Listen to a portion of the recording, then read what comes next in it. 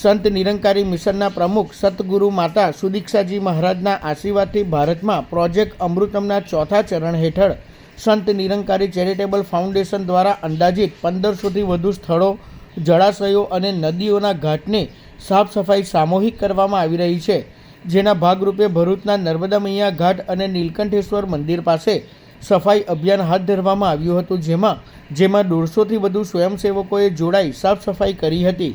તો એકસાલ, ત્રાલસા અને દહેજ તેમજ પખાજણ જેવા ગામોમાં પણ સેવકોએ સેવા આપી હતી. આ સફાઈ અભિયાન બાદ આધ્યાત્મિક સત્સંગ યોજાયો હતો. આ કાર્યક્રમમાં વડોદરા ઝોન ભરૂચ બ્રાન્ચના મુખી વિનુભાઈ કાપડિયા અને સ્વયંસેવકો જોડાયા હતા.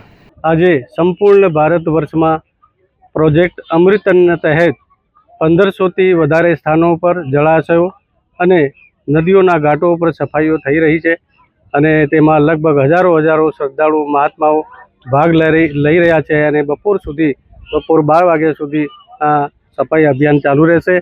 એમાં આજે ભરૂચ બ્રાન્ચમાં આ નીલકંઠેશ્વરનો આરો નર્મદા મૈયાના ઘાટ ઉપર ભરૂચ, તાલસા, એકસાલ, પખાજણ અને અન્ય ગામોથી પણ લગભગ 150 જેટલા મહાત્માઓએ આમાં ભાગ લઈને સેવામાં પોતાનું યોગદાન આપી રહ્યા છે.